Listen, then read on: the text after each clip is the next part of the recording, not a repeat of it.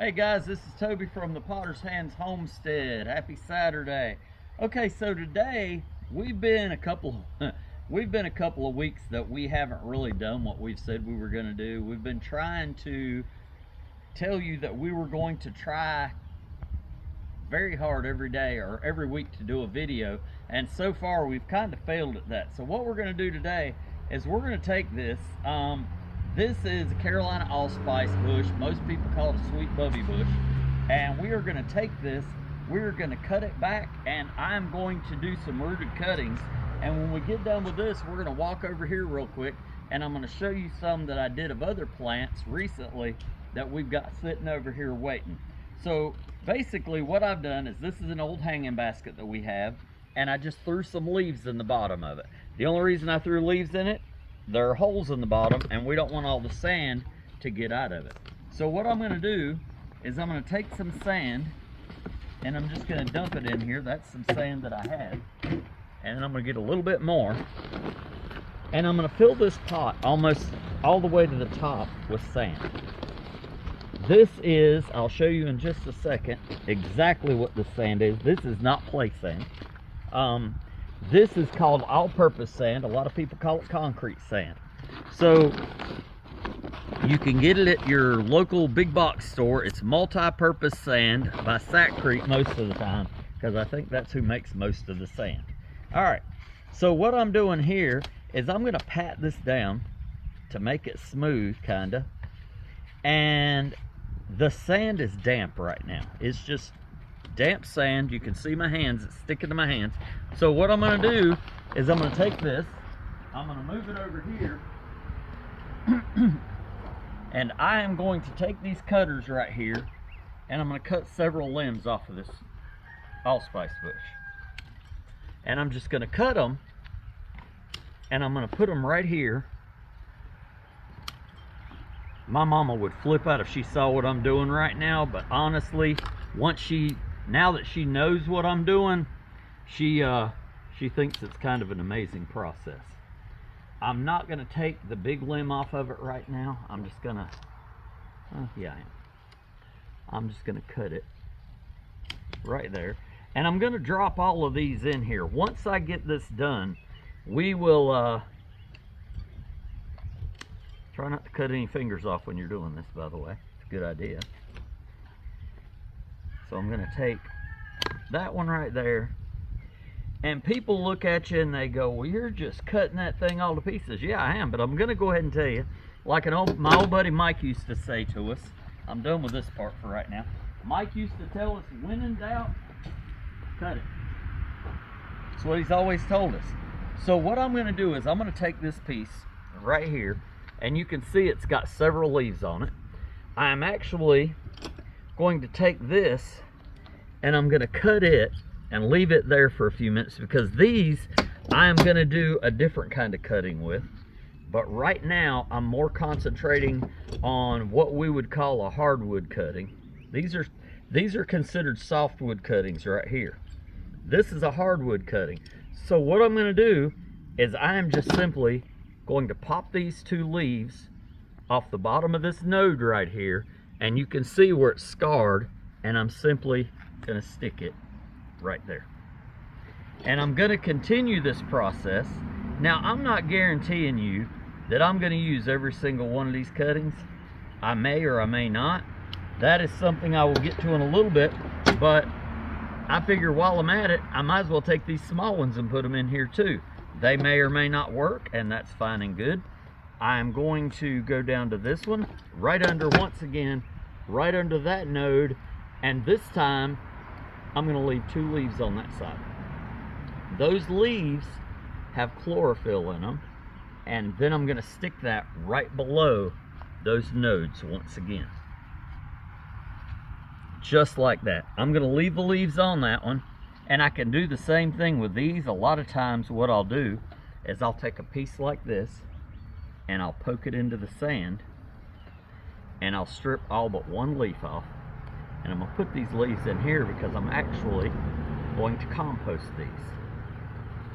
And then I'm going to take this one and I'm going to stick it once again right down to those two nodes. I've already poked a hole for it, So I'm going to stick that in there and put it in like that. I'm going to leave the top leaves again. And I'm going to pop those off. And I'm careful when I take the leaves off, especially on the green stems. If you're not careful, you will break the green stem off.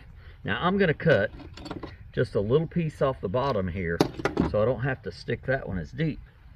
And I'm going to push it down in there, just like that. And I will continue to do this with all of these. Anything that has green leaves on the top of it is a useful piece of a plant. So I'm going to take this one. I'm going to take that set of leaves off. There's a little bitty leaf growing out the top. I'm going to rely on that one to do what I want it to do with this. And I'm going to stick that one. Now every once in a while, like I said, I have to have a little help, and I have to take something and stab it in there to make it.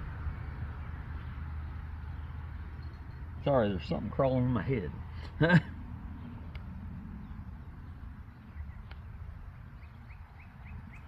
You get the idea though. I just keep sticking these. What is crawling on? Nothing. It is. See? You'd have let it kill me. Yeah. Alright, so I'm going to pop these all off. I'm not going to use any of those. And I'm only going to make one cutting out of this using those nodes. I could probably make more, but I'm just going to do that. I'm not going to keep you through this whole entire process and drive you crazy by letting you watch me do each one of these, but I am going to show you one more step to this real quick in just a minute.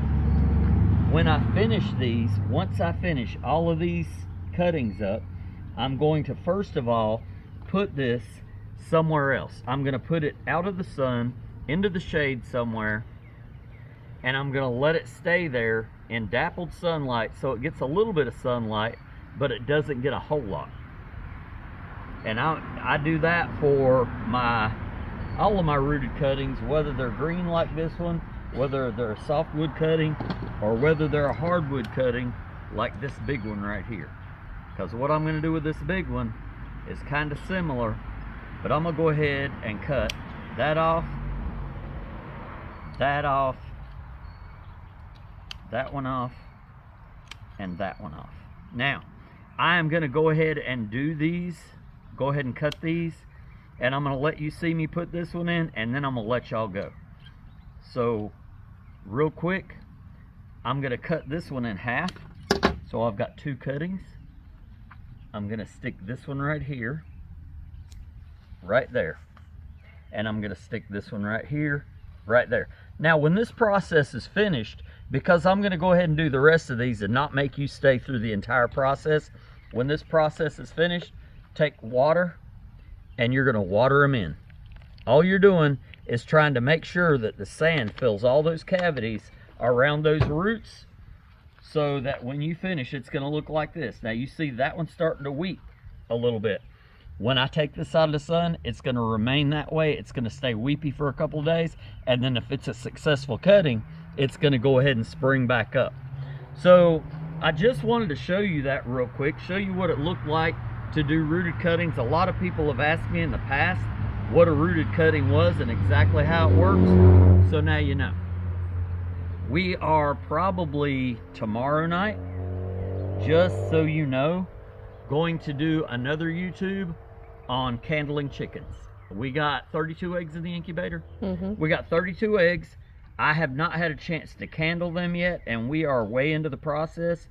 I think last Monday was the day we should have originally candled. We did not. We're bad chicken parents sometimes. We've been very busy around here with the nursery.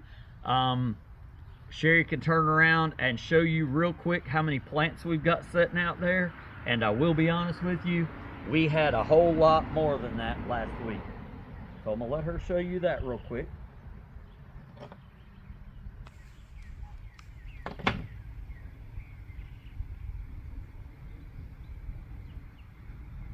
We got a good many plants out there, guys. We've got plenty out there to select from. We've still got apples. We've got some, we got apples. We got peaches on the way. They're coming soon, probably next week.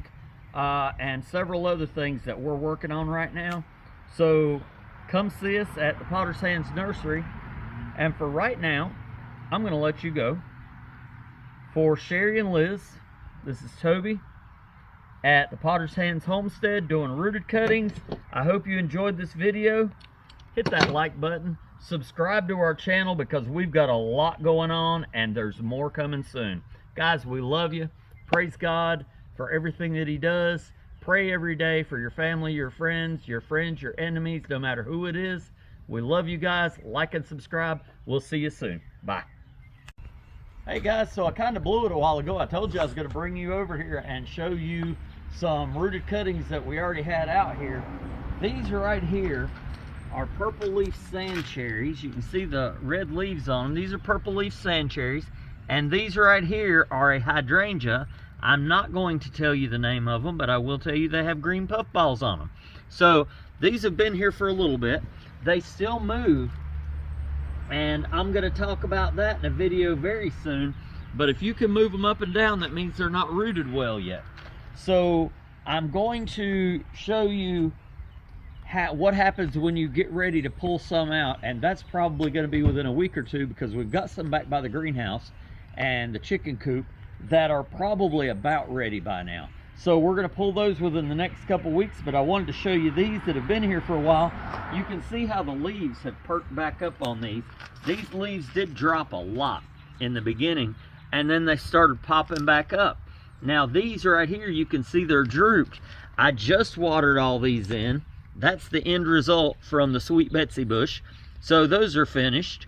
These will be finished soon, and then we have some in the back within the next couple weeks that I'm actually going to pull, and when I pull them, I will bring them around here and we will go through them, find out what's rooted and what's not rooted. But until then, you've got this, you've got the egg candling video tomorrow afternoon to look forward to, and until then, we'll see you from Toby, Sherry, and Liz at the Potter's Hands Backyard Nursery and Homestead. We love you guys. Take care.